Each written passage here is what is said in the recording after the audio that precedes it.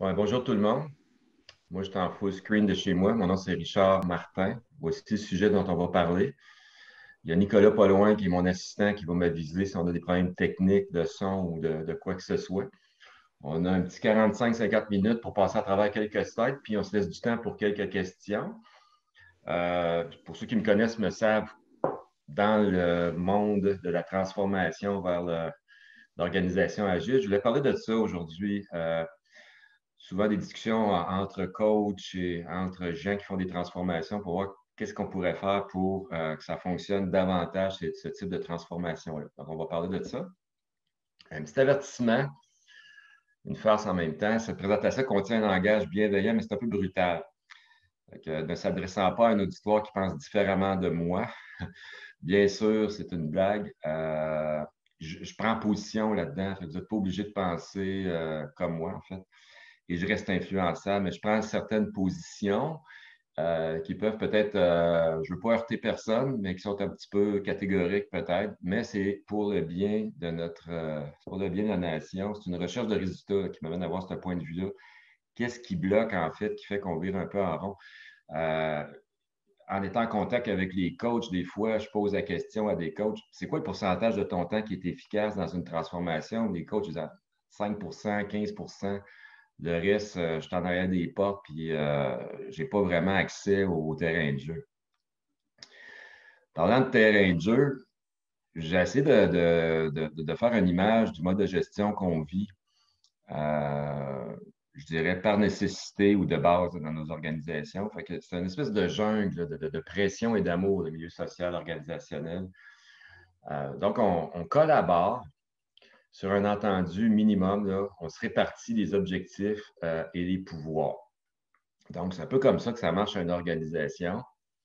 Et puis là, on est mesuré là-dessus. Tenons chacun nos promesses, let's rock. Donc, c'est un peu la façon une façon, on va dire, caricaturale de voir nos organisations, mais la base est quand même assez simple. Donc, un coach pourrait dire, je regarde tout ça, puis je trouve un peu Far West. On peut-tu mettre un système, des stops, des lumières, des swim lanes, organiser du covoiturage? On peut-tu changer ça? Le dirigeant va répondre souvent, il y a juste une chose qui compte là, pour l'instant, c'est que mon projet de livraison PFK, vous voyez au milieu, rayé rouge et blanc, arrive exactement pour 15 heures avec exactement 30,5 litres consommés. Sinon, on est hors piste. Donc, c'est un peu le raisonnement prédominant, je dirais, souvent dans nos projets, dans les organisations qui démarrent une transformation. Les RH, eux autres, ils regardent ça d'un autre œil. Ils disent, de bien exister un cours de civisme, apprendre à ralentir, à baisser la vitre, à sourire aux voisins, gérer son agressivité. Donc, chacun a son point de vue pour changer des choses. C'est sûr qu'il y a de l'anxiété vu qu'il y a de la pression dans l'organisation. Donc, les exécutifs sont souvent font face à beaucoup de pression, donc il y a de l'anxiété. Les gens vont dire, on se comprend mal. J'ai demandé de meilleurs itinéraires afin de pouvoir vous suivre. Tout est en retard. On doit malheureusement diminuer le carburant disponible et rajouter des coordonnateurs, puis plus de reddition. Donc, ça va être le réflexe de la haute direction. Il y a des gens à pied ici, là, on pourrait dire que c'est des gens qui s'occupent de la coordination. Ils prennent des gros risques de se promener là-dedans.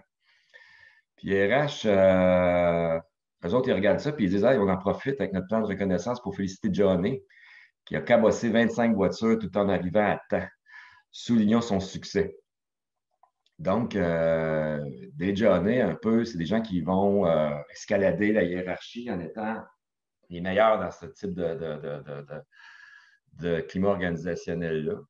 Donc, Georgette demande à Johnny, qui est tout jeune, au partenariat, puis comment ça va, ton nouvel job? Puis il dit, c'est un beau défi, je vais au bout de mon potentiel, puis je vais probablement être promu, je me sens vraiment meilleur que les autres. Puis je suis vraiment dans ma joute sur l'adrénaline, c'est passionnant ce que je fais là.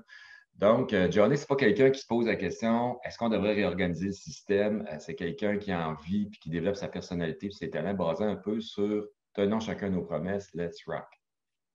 Donc, les RH finissent par dire, il y a des gens fatigués. Moi, ma blonde est dans le réseau de la santé. Là. Maintenant, ça ressemble un peu à ça dans les étages de gestion. Puis, les gens sont fatigués, des taux de burn-out assez hallucinants dans certaines organisations, 20-40 dans certains secteurs du milieu de la santé. C'est pas Jojo. Il y a quelqu'un qui finit par dire agile, agile, agile, c'est pas une raison pour se faire mal. Tu sais, voyons, en plus que c'est difficile, tu nous demandes de changer, là, c'est trop.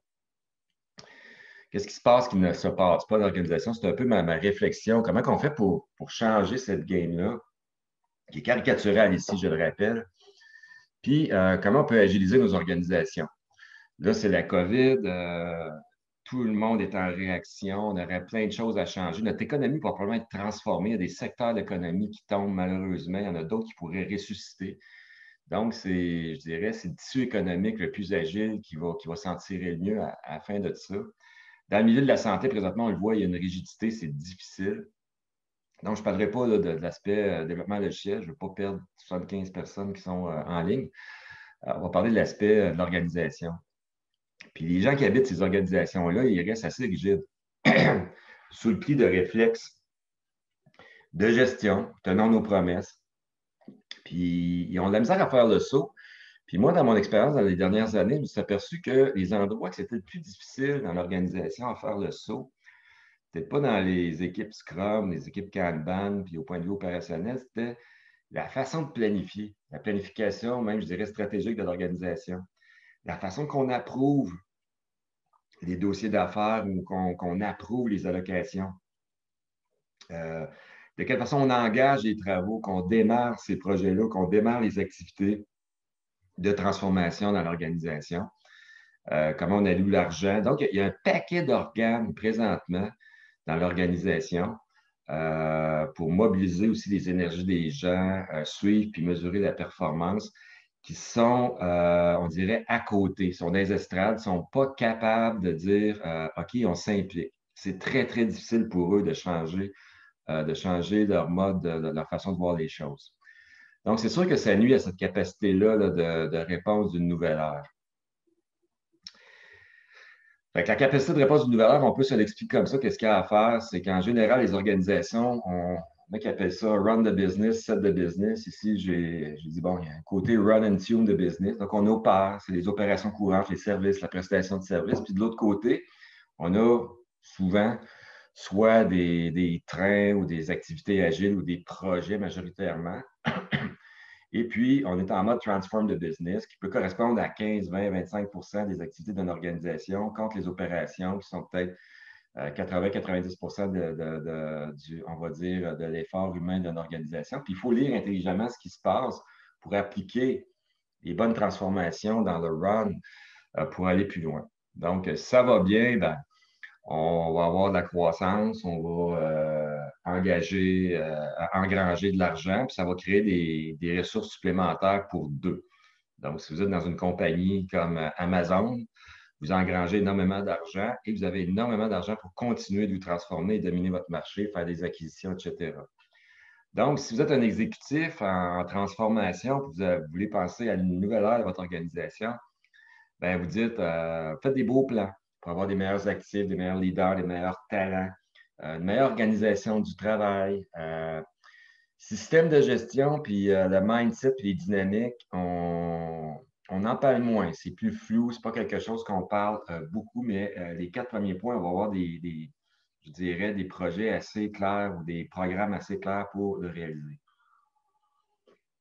On va parler du système de gestion justement, parce que c'est un peu le système de gestion qui nous permet de lire intelligemment ce qui se passe ou pas, et les mindsets aussi, de faire les bonnes choses ou pas. Donc, ça résume un peu la mécanique, là, je dirais, très macro de l'évolution d'une organisation. Mais si on regarde de plus près, il y a un élément là, qui t'aide beaucoup de choses, qui met énormément de pression. Je ne sais pas dire le mot pression dans l'organisation. C'est que les organisations sont assujetties à des gens qui les supportent. Donc, des supporters, ça va être le CA, ça va être le milieu financier, ça va être les banques. Et la mentalité très comptable de ces supporters-là, qui assujettissent la majorité de nos organisations, bien, exige des plans solides puis des garanties de résultats. Sinon, les supporters s'en vont. Ne serait-ce que la pression boursière et la compétition pour avoir du capital à la bourse crée ce problème-là. Donc, on garantit des résultats. Plus que vous garantissez des résultats, plus que vous mettez de pression dans votre organisation, Puis plus que vous livrez vos résultats, mieux ça va. Puis les gens, pour vous faire confiance, puis dans le fond, c'est de la gestion du risque ou c'est de l'investissement. Donc, on ne sait pas ce qui va arriver, hein, c'est de l'investissement. Bien, va regarder votre record du passé et vos plans. Plus le plan est solide, est documenté, est élaboré, plus vous allez être supporté. Donc, ça, c'est une mentalité, c'est une culture, je dirais, qui plane au-dessus de l'organisation, puis qui finit par teinter un système de stimulus dans l'organisation. Donc, il y a tout le temps beaucoup de pression, je dirais, dans la très haute direction, puis la haute direction pour renforcer les plans puis les analyses, s'engager rapidement sur beaucoup de chantiers pour montrer qu'on est vigoureux, puis qu'on bouge les affaires, puis il n'y a rien qui traîne. On va presser les ressources, puis on va créer des espèces de super-héros, des super leaders, des chefs de programme qui ont une espèce de surimputabilité, puis qui deviennent un peu les majors qui orchestrent l'ensemble d'une exécution d'un programme, par exemple, et qui pressent des ressources à répondre aux exigences d'un programme. Ça crée une culture de peur d'échouer, une culture de peur d'avoir des écarts. Donc, les gens vont se cacher un peu en arrière des procédures pour éviter les blâmes ou ils vont travailler leur PowerPoint peut-être une semaine plutôt qu'un jour pour être sûr que tout est correct. Ça crée de la latence, de la lourdeur, mais surtout beaucoup d'opacité sur ce qui ne va pas. Donc, ça crée aussi des types de suivi, des types d'indicateurs. GPO, c'est gestion par objectif, c'est la façon qu'on va mesurer les gens. Donc, tout est teinté de ce système de gestion-là, de stimulus-là. Ça crée un mindset assez méfiant, pressant dans les organisations. Moi, j'ai fait quand même pas mal dans le gouvernement, et puis même sur une sécurité d'emploi, puis tout ça. On sent, je donnais des formations, je faisais lever la main aux gestionnaires, j'ai formé peut-être 700-800, peut-être plus que ça, personnes du côté du gouvernement. Et puis les gens le disaient, la peur, c'est qu'est-ce qu'on vit le plus comme gestionnaire dans notre environnement. Cette espèce de culture du comportement X, je fais référence à McGregor, les X et les Y, où on doute, on va tout le temps s'assurer que les choses vont bien aller, on ne se fait pas confiance, on va blâmer les gens. Donc, il se crée cette culture-là dans l'organisation qui est, si on installe des mécanismes agiles qui vont un peu je dirais, leur donner une couleur qu'on ne voudrait pas trop. Donc, la pression, quelque part, ça crée de la suspicion, ça crée la collaboration assez tendue, là, parce que quand on ne livre pas nos choses, hein, let's rock, ben, ça dépend des autres. Si on ne livre pas, ça ne dépend pas de nous autres, hein, ça dépend des autres. Donc, nos collaborations deviennent assez tendues. Puis le mot pression, le sous-entendu dans l'organisation, ça veut dire livrer plus que naturellement. Naturellement, ça ira pas si vite, mais si on met de la pression, on va être plus que naturel. On va aller chercher un état de livraison supérieur et puis ça veut dire aussi sans merci, mettre de la pression. Arrange-toi, on parle du droit à l'erreur.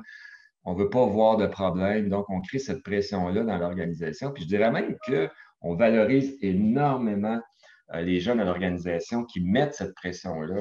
Moi, mon observation, je dirais, je suis un gars de début de la cinquantaine, c'est clair que quand j'étais ce type de leader-là, dans ma vie, j'ai eu beaucoup de promotions. En dedans de 12 ans, je me suis rendu vice-président dans des organisations. Et je remarque après, comme consultant ou comme personne qui aide les organisations, que souvent, ce type de leader-là va être on va lui donner une chance parce qu'on veut avoir des gens qui prennent beaucoup de responsabilités et qui en assument beaucoup. Les autres de la santé, je vais en parler un peu parce qu'on en parle beaucoup dans l'actualité. Ils ont même changé de ministre. Mme McCann a été tassée pour dire hey, ça ne répond pas dans l'organisation. Beaucoup de pression. Tu es obligé de. On s'accorde avec toutes sortes de mesures sociales parce que le réseau est complètement débordé en général. Donc, ça crée un problème, je dirais, débordé assez majeur dans notre société. On met beaucoup, beaucoup de pression. Comme je disais, ma conjointe est dans le milieu. Fait on cherche la recette pour mettre encore plus de pression. On a mis un ministre pour mettre encore plus de pression puis d'imputabilité dans le système. Donc, est-ce qu'on arrive avec tout ce qu'on a fait dans les dernières années à avoir un système qui est assez dynamique puis vigoureux puis qui est à la fois à l'ordre puis fiable? Donc, c'est un peu la question qu'on peut se poser, puis on arrive à la réponse que malheureusement non. Donc, le remède traditionnel, puis les médias l'exigent, on va dire, les supporters l'exigent. La gestion par objectif, hein, on va donner plus d'imputabilité aux gens. On va dire, fini le party, on va donner vraiment beaucoup d'imputabilité aux gens.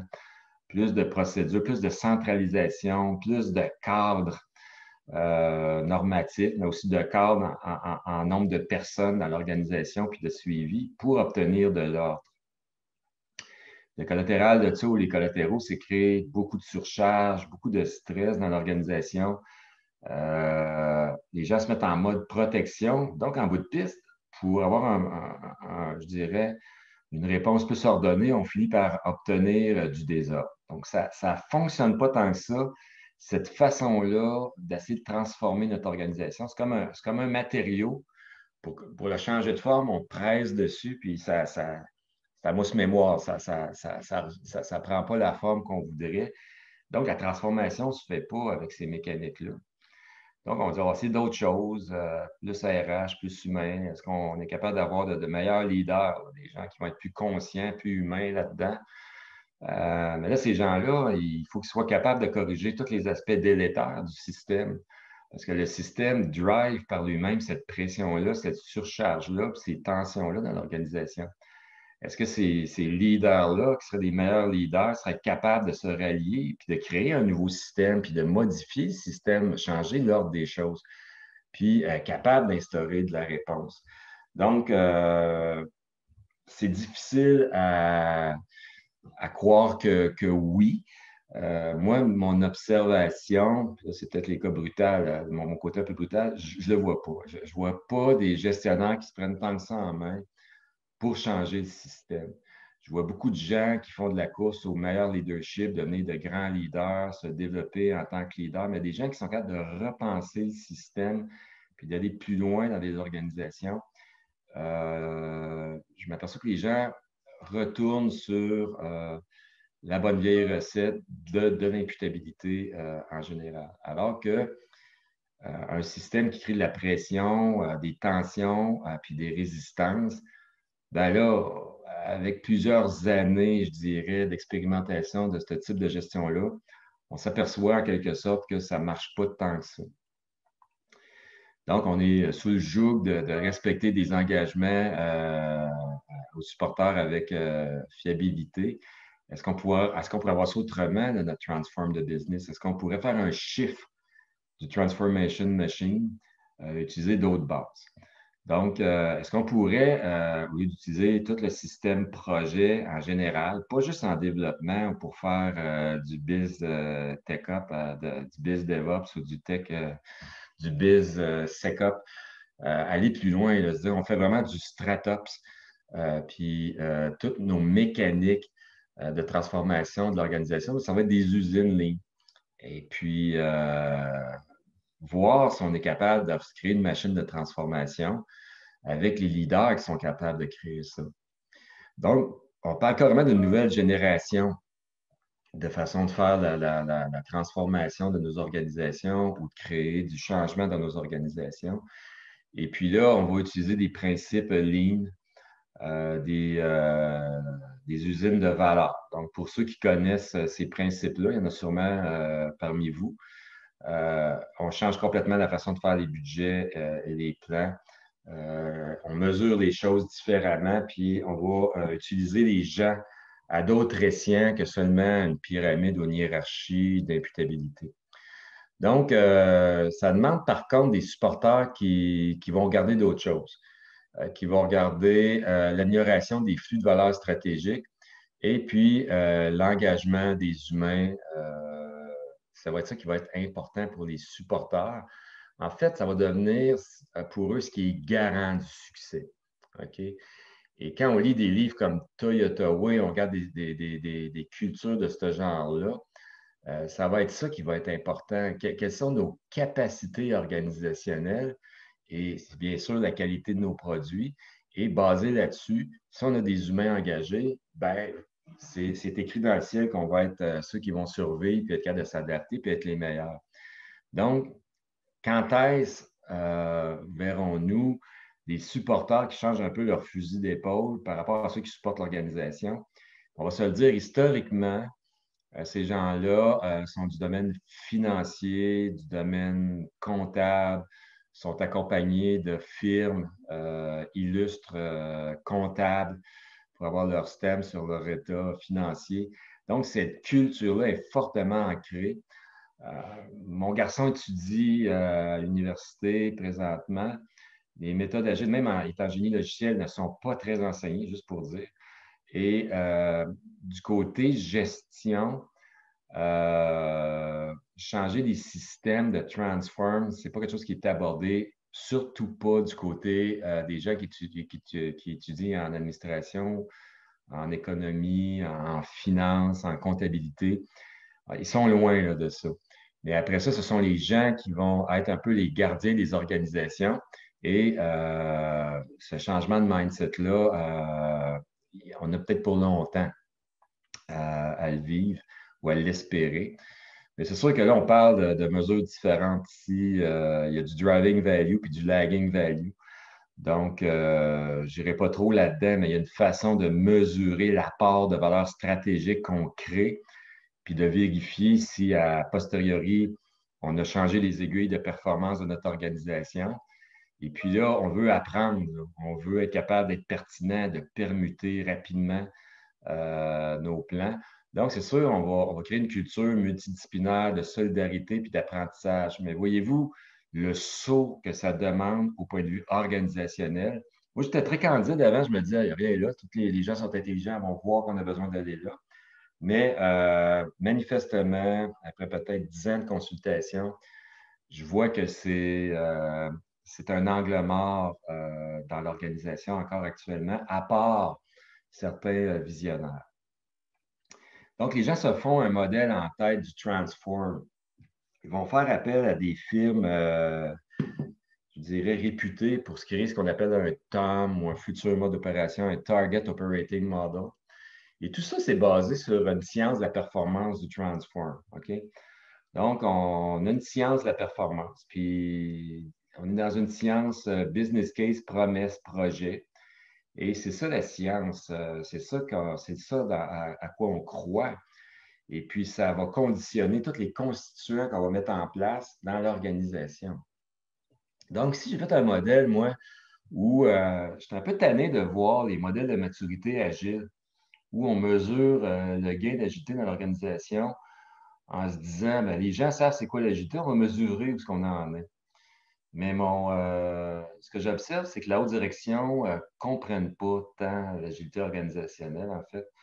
Et j'ai fait un répertoire de 9 blocs d'éléments qui les concernent pour dire, on pourrait-tu voir la gestion du changement en disant, on est capable de faire ces blocs-là, soit dans un Target Operating Model A, qu'on renforce des éléments du traditionnel, donc optimiser la vieille recette, ou un Target Operating Model B, où ces 9 éléments-là, on va créer des nouveaux rouages, puis on va les réinventer.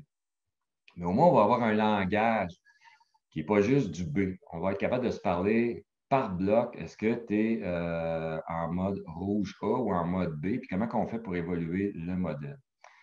Donc, ça prend des gens aussi next-gen, j'appelle, capables de faire le saut quantique vers le modèle B. Puis encore une fois, Johnny a escaladé la hiérarchie à travers les années.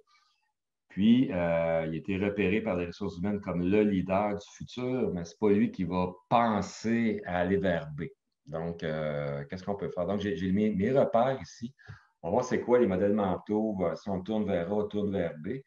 Mais c'est sûr que les repères des exécutifs, ça va dire, c'est quoi mes instances décisionnelles? Ils veulent se construire ça, les exécutifs. Comment gère mes liens partenaires pour créer de la confiance puis un entendement de ce qu'on va livrer ensemble? De quelle façon qu'on crée nos orientations, nos dossiers d'affaires, notre autorité décisionnelle? Quel genre de structure hiérarchique je dois mettre en place? De quelle façon je gère mes piastres, mes allocations au budget et mon modèle d'opération? Donc, le fameux TOM, Target Operating Model. C'est du projet StageGate, c'est-tu ci, c'est-tu ça? On va vouloir s'assurer qu'on a les meilleures pratiques et standards qui sont intégrés dans tout ce qu'on fait. Et nos gestionnaires vont supporter cette livraison-là, pas en mode héros, en étant des super coordonnateurs. Et puis, ça crée un mindset puis des croyances, soit de pression puis d'un type d'engagement des gens ou un mindset ou des croyances qui sont vertes ou d'ordre de B.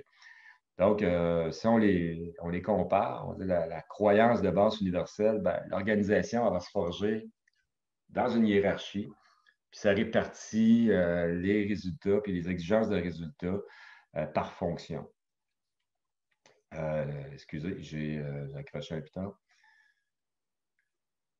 Ainsi, chaque compétence, les RH, les finances, les opérations, les ventes, ils vont se forger une organisation, puis un plan, puis vont vouloir démontrer qu'ils ont des clés du succès pour l'organisation. On crée une gestion par objectif cascadé dans l'organisation, fait qu'un système de répartition de l'imputabilité avec des évaluations individuelles, voir qui survit le mieux là-dedans. Puis, on va faire des évaluations individuelles, puis on va s'assurer que les gens suivent un certain nombre, je dirais, de normes. Puis, s'ils livrent leurs promesses, ben, ça serait la performance. Donc, la sommation de toutes les tenues de promesses vont donner la performance de l'organisation. Puis, c'est une croyance automatique. C'est automatique. C'est de même que c'est bâti 99 de nos organisations. Puis là, pour être sûr que ça se régénère et qu'on crée cette performance-là, on va récompenser ceux qui font la différence ou qui se l'attribuent. Donc, ça crée quoi comme question dans la haute direction? Ben, c'est quoi vos plans? Est-ce que c'est sûr que tu vas livrer? Pourquoi tu ne livres pas? Êtes-vous sûr que vos suivis sont assez serrés? C'est à cause de qui ça ne livre pas? Il doit y avoir du laxisme dans la machine. Pourrez-vous mettre plus de pression? Qu'est-ce qui manque pour que ça livre? Qui s'en charge? Donc, on va être beaucoup plus sur qui est responsable que ça ne livre pas, plus que peux-tu guérir ton système pour que ça livre. Et puis, on peut-tu voir les détails de ça? Donc, ça va créer une espèce d'anxiété qui va aller vers le micromanagement puis obtenir des détails. Donc, à l'intérieur de notre modèle, bien, ça va créer un ensemble de stimuli. Donc, au point de vue des orientations de planification, ben, on va avoir un plan annuel. Donc, vous connaissez cette recette-là, je vais aller vite. Au point de vue des allocations, puis des budgets, puis du staffing, on va dire, on va faire une sommation d'initiatives qu'on pense intéressantes. On va dire, on a tant de budget, fait qu'on le part, puis on tombe un peu dans le Resource Utilization Tag, fait qu'on tag des gens qu'on va avoir besoin. Il y a une vidéo intéressante sur Internet qui s'appelle Resource Utilization Trap. On voit ce que ça peut donner au point de vue de la gestion terrain par après. Mais on y va comme ça. Donc, on va avoir des instances par palier pour approuver nos affaires. Donc, c'est la recette qu'on voit de base partout. On va avoir des liens assez tendus, clients-partenaires, un peu contractuels, avec toutes sortes de comités puis d'arrangements de comités complexes pour s'entendre. On va avoir un paquet de cadres qu'on va mettre en place dans l'organisation. Dans certaines organisations, j'ai regardé ça, pour livrer un projet, il fallait se complaire à 18 cadres. Cadre de gestion du risque, cadre de gestion de la valeur, cadre de gestion de ci, cadre de gestion de ça. Qui sont très difficiles à intégrer les uns les autres, mais ça sécurise. Donc, c'est une façon de dire on met les meilleures pratiques en place. Donc, le mindset, ben, chacun est responsable, puis on est sous pression de livrer nos choses. Et puis, ça va créer peut-être une façon de supporter nos équipes qui n'est pas appropriée. Donc, en passant, je donne une autre petite conférence sur la joie puis la santé mentale des gens. Ça reste que dans nos organisations, il y a 90 des gens qui seraient malheureux. Puis il y a 2 tiers des gestionnaires qui avouent avoir des problèmes d'anxiété et le tiers des employés. Donc, c'est notre modèle, c'est le modèle qu'on travaille avec. On peut regarder d'autres rouages en prenant les mêmes références, puis en se disant, ben, qu'est-ce qu'on peut faire autrement? Donc, c'est des nouvelles croyances. Alors, c'est des nouvelles croyances quand même assez audacieuses si on va du côté de l'agilité ou du lean. On va parler des flux de valeur. Fait que la valeur stratégique se forge en flux lean, voire des usines affectées à des flux de prestations de services. Donc, on va créer des usines de transformation, puis des usines attachées à des flots, à des produits ou des flux de prestations de services. Donc, on n'est plus en mode juste répartition d'imputabilité, on est en train de forger quelque chose, là, forger des usines. Les grandes compétences, ben, ils ne travaillent plus en silo, ils vont être multidisciplinaires, puis ils devraient être là pour propulser les flux de valeur en itératif incrémental, donc en mode apprentissage, boucle rapide.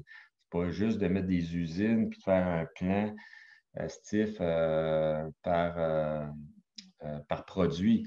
C'est de se dire de quelle façon qu'on va apprendre là-dedans. Donc, il y a tout l'aspect de travailler en équipe. Les carnets, c'est une grosse différence par rapport à la gestion par objectif. Les carnets, ben, on se fait des co-priorités ensemble. Puis c'est pas des trop gros carnets, on ne va pas faire des grosses batches, on va créer une fluidité. Puis on va se rallier solidairement là-dessus. Plutôt que chacun livre sa gestion par objectif, chacun de son côté, puis let's rock, on va faire une livraison solidaire de carnets dans le temps. C'est une modification assez importante du système d'imputabilité d'une organisation fonctionner par carnet. Et puis la performance, ben, on va se dire, c'est pas le fait que chacun a livré sa promesse, c'est qu'on a livré quelque chose ensemble qui est pertinent et de qualité. Et puis, vu qu'on le teste souvent, ben, on va pouvoir vérifier si notre stratégie initiale ben, est si solide que ça. Donc, nos parties prenantes ou les gens qui nous supportent devraient prendre confiance au fait qu'on évolue nos stratégies. Ce qui est mieux que peut-être juste avoir des stratégies étoffées. Donc, ça crée une culture d'apprentissage. On n'est pas dans le blanc, on veut d'autres choses comme culture, parce que si on retourne à une culture d'imputabilité individuelle dans un système comme ça, on va tuer le système. Donc, je dirais, l'énergie humaine vient dans le trip d'être en gang, puis livrer des affaires solidaires, puis d'apprendre, puis d'avoir moins peur de se faire taper sur les doigts. Et puis, ça demande, pour que ça puisse grandir, des conditions où les supporters vont vraiment chercher la création de valeur stratégique. Donc, ils vont vouloir qu'on mesure la création de valeur stratégique et l'engagement des humains. Ça veut dire que si on se ramasse au board de direction d'une entreprise importante, les questions vont changer.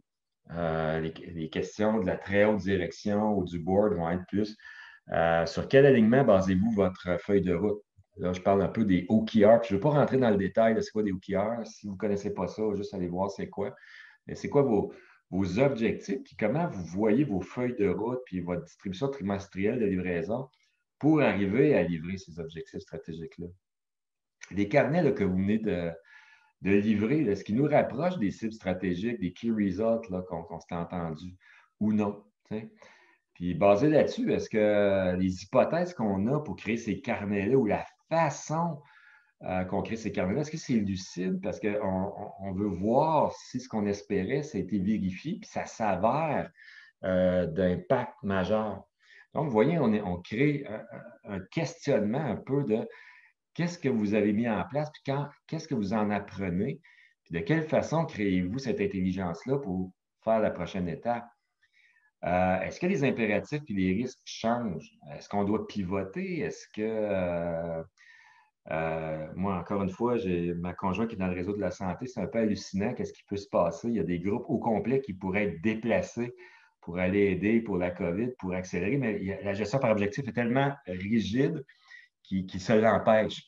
Parce qu'au nom de livrer les objectifs de fin d'année, on ne fera pas de modification, on va dire, de carnet de qu'est-ce qui est prioritaire actuellement. Fait que ça crée une rigidité dans l'organisation. On ne veut pas ça, on veut se dire, est-ce qu'il y a des nouveaux risques? Est-ce qu'on devrait pivoter? Les usines qu'on met en place sont en santé? Les équipes, ils aiment tout ça être là-dedans. Est-ce que le flux Stratops, bout en bout, le flux de livraison entre les idées et la livraison, c'est véloce, c'est rapide, c'est en santé. Nos carnets, c'est des bons carnets. Comment on fait pour obtenir des carnets qui sont les plus pertinents possibles? Est-ce qu'on livre de la qualité? Quel type de gouvernance qu'on met par-dessus ça? Donc, on va mesurer davantage ça. Puis regarder, est-ce que l'usine est capable de livrer et de transformer notre business? Est-ce que vous avez des leaders qui supportent le plan d'amélioration ou vous avez des héros qui joue les héros puis essaie d'assujettir les gens le plus possible à leurs prérogatives. Puis, on peut-tu vous aider pour vous en aller vers le système B? Donc, je reviens à ça ici. Ça change complètement la game des 9 éléments. Et puis moi, c'est ma nouvelle façon d'en parler. J'essaie de ramener cette plate-là de 9 éléments qui sont applicables dans un monde A comme dans un monde B, puis dire de quelle façon ces blocs-là opèrent en mode A et en mode B. Plutôt que juste parler de ne pas mettre au clair A, puis de dire pourquoi tu ne fais pas B, pour avoir une discussion plus intelligente avec les gens de la direction. Qu'est-ce qui se passe quand on modifie notre transformation machine? Bien, présentement, je vois beaucoup de gens qui font appel à certaines firmes qui vont renforcer A. Là. On va se le dire, même le mode A n'est pas à l'ordre à beaucoup de places. Et puis, la croyance, ça va être, ben, on va améliorer au moins ce qu'on a, puis après ça, on ira plus loin. Plutôt qu'aller vers le vert. Ça peut créer une espèce de mix, excusez, je suis un peu étouffé, un mix des deux couleurs qui n'est pas très, franchement, payant. Donc, on a un système A qui donne un certain ordre des choses, puis on a de la misère à aller vers B. Et puis, on a de la misère de sauter de A vers B, faire un peu de carotté. Et puis là, on a des mentalités qui sont assez, je dirais même comme intervenants, comme coachs qu'on prend pour acquises. Je vais donner comme exemple, mettons, on voit l'innovation comme un domaine de poule. Alors que, mettons, les grands penseurs disent le client, il ne sait pas les solutions. Là. Ça prend une expertise pour amener un nouveau modèle, pour les aider à l'ailleurs. Ce n'est pas en posant des questions aux gens sur ce qu'ils vivent aujourd'hui qu'ils vont trouver des solutions. Donc, c'est des gens comme Russell Ackoff que j'adore qui pensent comme ça. Einstein pensait comme ça. En marketing, le grand penseur Philippe Kotler pense comme ça. Il y a Deming qui a écrit là-dessus.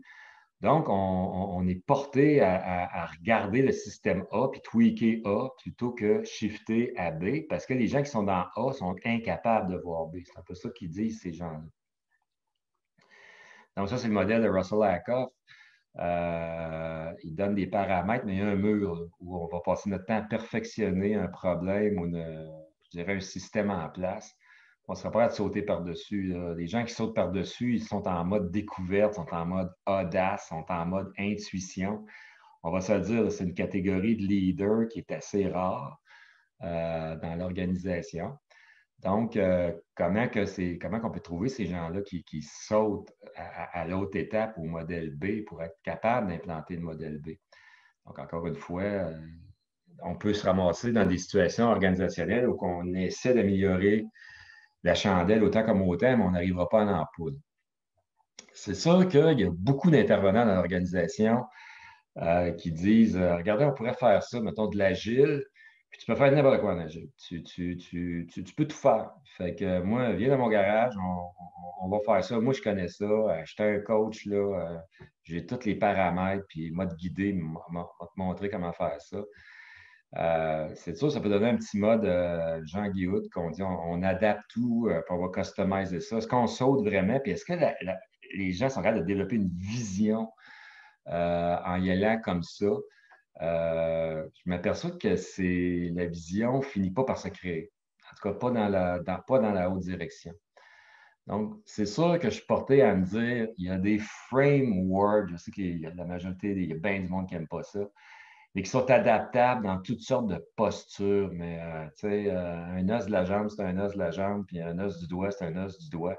Est-ce qu'on est capable de se parler de quelque chose qui est travaillable pour se donner une vision? Donc, peut-être un côté un peu brutal, mais c'est sûr que l'aspect Jean-Guy Hood, dans la haute direction, peut-être les gens aiment ça pour régler tel petit problème, puis tweaker telle affaire, mais je ne vois pas de transformation inspirante dans ce mode-là.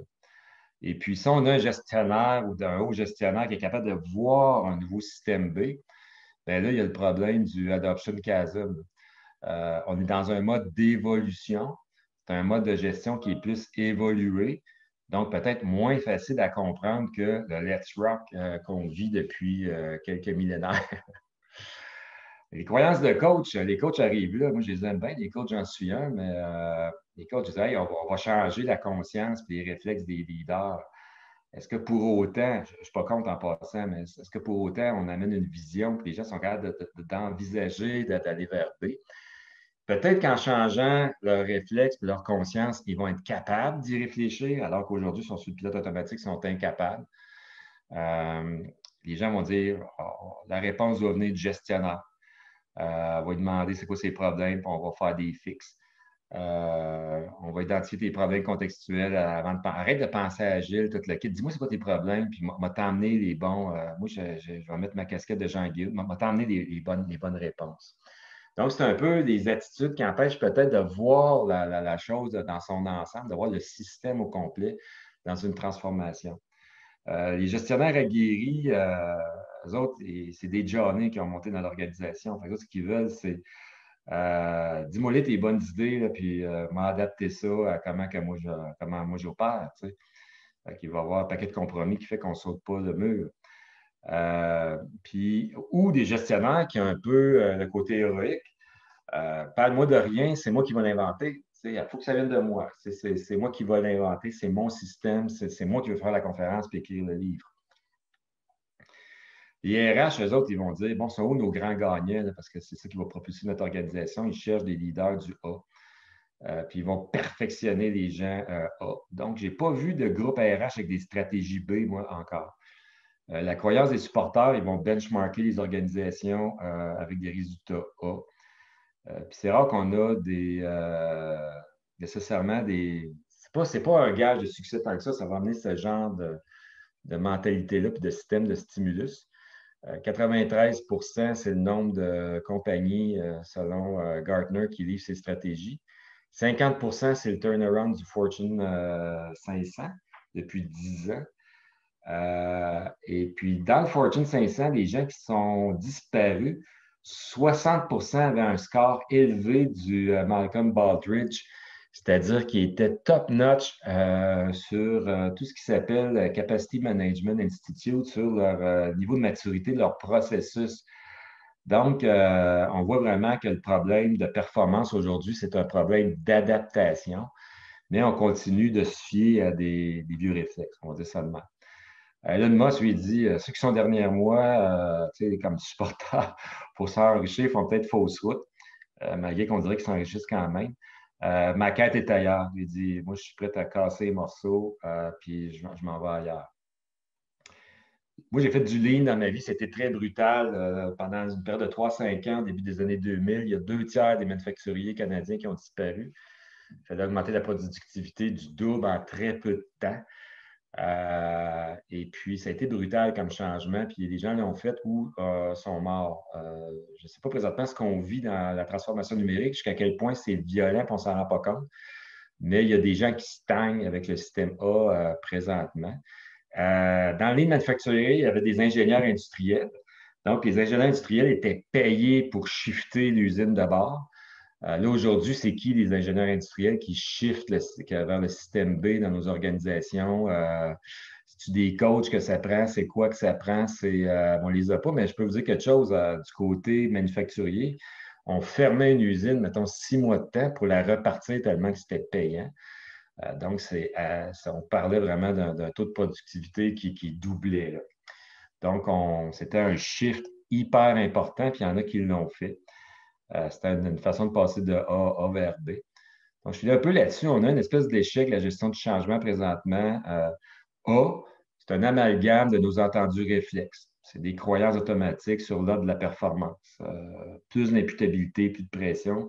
B, c'est assez abstrait. On a l'air à le voir. Surtout, c'est ça, je blâme peut-être un peu les gens qui arrivent à. On va tout te tweaker ça, petit morceau par petit morceau. On n'arrive pas à avoir la vision systémique d'un nouveau transformation machine ou comment organiser ces usines-là de transformation. Donc, en bout de piste, ben, B il est mieux, puis il est vraiment plus performant, mais subjectivement, vu qu'on a de la misère à soutenir une vision, puis à montrer le modèle qui est un peu plus élaboré, puis je dirais évolué, ben, il paraît très complexe et imparfait.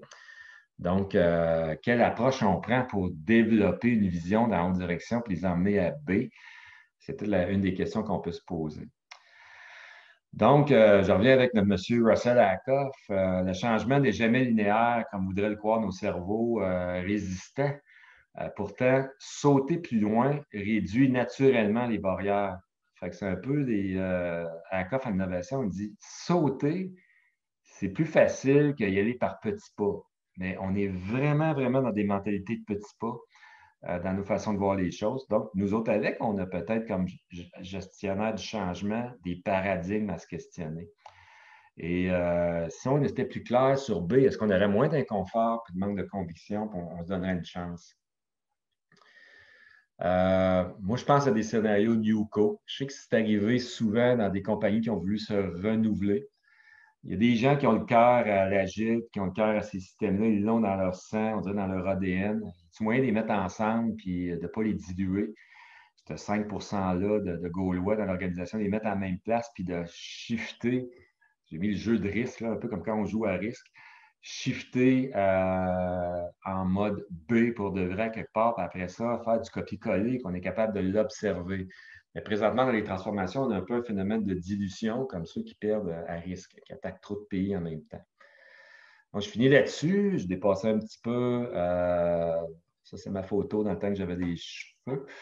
La petite image, là, c'est que je suis un ingénieur industriel. Donc, c'est sûr, vous m'entendez. J'aime beaucoup parler de système, de gestion, tout ça. J'ai fait plusieurs choses dans la vie. Je me suis développé chez Bell du côté des finances, justement, du bureau de projet. Pour après ça, aller du côté de l'innovation chez Fido pour faire du lean manufacturing chez Labrie, compagnie de Québec qu'on a, je pense, bien réussi à sauver. Je suis un musicien, je suis un gars qui aime le plein air. J'ai fait un burn-out assez violent dans ma vie à un certain moment donné qui m'a re-questionné. Mais je dirais que mes réflexions, je suis un observateur quand je coach ou j'accompagne des équipes en transformation. J'observe beaucoup un petit peu la doxa, la doctrine de l'organisation, puis j'essaie de les appuyer là-dedans. D'où ces constats-là que je fais aujourd'hui. Donc, ce que je remarque, malheureusement, il y a beaucoup de peur dans les organisations, puis il y a des allégeances, puis des mentalités assez étroites. Mais avoir la conversation d'innovation organisationnelle, c'est dangereux. On n'arrive pas à les avoir, soit qu'on est complaisant, qu'on dit oui, on ne change rien, mais c'est pour ça que le modèle de 9 morceaux, je pense dans mes prochains 3-4 ans, ça va être ma façon de tester pour parler de changement. Mais il faut trouver d'autres façons parce que présentement, l'innovation organisationnelle, on n'y arrive pas beaucoup au point de vue de la machine de transformation. Donc, on a beaucoup de rigidité dans nos organisations. Elles sont où nos gestionnaires audacieux, curieux, en innovation systémique? Est-ce qu'on a fait on fait qu'engager puis donner des promotions à des Johnny? C'est ça que je me pose comme question. Sûrement que non. Mais je ne vois pas beaucoup de gens qui ont une pensée assez, comme Jacob dirait, avec un bon flair, puis une capacité de découvrir, puis aller ailleurs dans la haute direction. Puis il y a beaucoup de gens de comptabilité là-dedans, de budget, qui peut-être sont foi par nature à ça. Puis l'Ion Consulting, très comptable hein, de nature depuis des décennies. Donc, je ne les vois pas aller là. Ce n'est pas ces firmes-là, d'ailleurs, qui ont fait Toyota Way. C'est des firmes d'opération qui ont créé Toyota Way. Donc, il y a des X, Y, Z comme génération. Faut-il attendre qu'il y ait des Elon Musk qui naissent un peu partout? Ou des gens qui sont capables de shifter la façon de voir l'organisation. Donc, est-ce qu'on est capable de faire le shift et de voir le progrès autrement? Ben, c'est un peu en très condensé, j'avoue, le nombre de slides, ma réflexion sur où sont les leviers aujourd'hui, quel genre de leader pourrait nous emmener là. Mais s'il n'y aurait pas de blocage, ça irait plus vite. On va se le dire, par rapport à la transformation ligne que j'ai vue au Canada puis au Québec, c'est excessivement lent présentement. Donc, moi, je me questionne là-dessus. Je peux arrêter là. C'était mon petit laïus d'aujourd'hui. Je ne sais pas comment on fait pour tomber en mode plus partagé ou se jaser. Oui, ben merci Richard. En fait, si tu veux, tu peux arrêter de partager ton écran, comme ça on va voir ton visage, donc la personne qui nous a donné cette conférence dans la dernière heure. Super, donc ça devrait fonctionner. Merci, Richard. Donc, il y a eu beaucoup de commentaires. Je regarde les questions. Il n'y a pas énormément beaucoup de questions, là. On a parlé des AKR, le COVID-19 qui change beaucoup de choses. AGLUML, implantation d'Office 365 en catastrophe, qui est un bel exemple de faire le saut au lieu de tout planifier d'avance. Est-ce qu'il y avait des questions précises? Si vous voulez, vous pouvez utiliser le chat.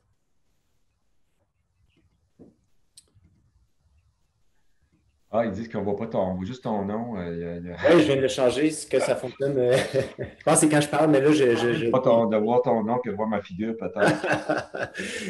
Ça devrait changer normalement. J'ai piné ton vidéo. En passant, c'est pas facile hein, de faire ça en ligne, donc faites de mon mieux, mais Ah, pas de c'était super. feedback des gens. J'ai trouvé, c'est quand même assez. J'ai l'impression que je m'écoutais parler pas mal. J'espère que ça a été quand même un peu intéressant. J'ai une question ici. Puisque ta conjointe est dans le système de santé, est-ce que la réforme Barrette, c'était un essai de faire du lean, mais le système s'est braqué contre? Non, moi, je pense que c'est la réforme Barrette, c'était plutôt un système d'imputabilité puis de centralisation des décisions. Donc, on voulait, en mettant beaucoup plus d'imputabilité dans le système, créer comme un sentiment de responsabilité puis un sentiment de réponse ou de devoir de réponse. Mais ça a généré beaucoup plus de collatéraux. C'est ça qu'on se rend compte que ce qu'on cherchait à faire. Moi, dans la recherche Barrette, je ne vois pas de ligne là-dedans, puis je ne vois pas d'usine de transformation, puis de façon de faire les choses autrement. Je vois un peu une quintessence du système A. Là. C'est un système A appliqué à fond. Je pense à la réforme Barrette. Moi, je le vois comme ça. Autre question. Innovation organisationnelle impossible. Par où commencer ou attaquer comme même? Euh, ouais, c'est ça. Moi, je me pose beaucoup de questions là-dessus. Je pense que je n'ai pas la réponse. Moi, je pense que c'est dommage, là, comme on dit dans les universités, le système B n'est pas très enseigné. Euh, Au risque de me faire bâcher un peu, je trouve Oui, que bonjour. Malheureusement, le j'ai plus le temps de vous système B, répondre. C'est c'est possible de me mettre réfractaire. en attente 5 minutes ou sinon je vais rappeler. Oups, on t'entend parler, Nicolas, par-dessus moi. Ah non, j'en ai pour peut-être 5-10 minutes, là, donc je pense que je vais devoir rappeler. Je vais continuer pareil, mais c'est sûr et certain qu'un système, moi, je trouve comme safe est une façon de voir un système au complet. Et puis, c'est très organisationnel, c'est pas juste développement. Fait que je me dis que peut-être en parlant de façon synthèse d'un système comme ça, puis en l'amendant, hein, c'est un squelette qu'on peut lui faire prendre beaucoup de shape. Alors qu'il y a plein de gens qui disent non, non, c'est comme une méthodologie incrustante. Moi, je pense que c'est un frame qui permet de voir un système B puis de s'en parler. Mais c'est sûr qu'on y va à petite dose puis de dire c'est quoi un système D. C'est pour ça que les 9 points, moi, je vais essayer cette avenue-là dans le futur. Puis je verrai si ça fonctionne. OK, merci. Désolé pour ma voix, c'est la joie du direct, comme on dit. Donc, j'ai oublié le petit bouton mute. Peut-être une dernière question, selon le temps. Comment implanter une transformation lean avec succès, considérant les pressions syndicales comme les organisations de la santé?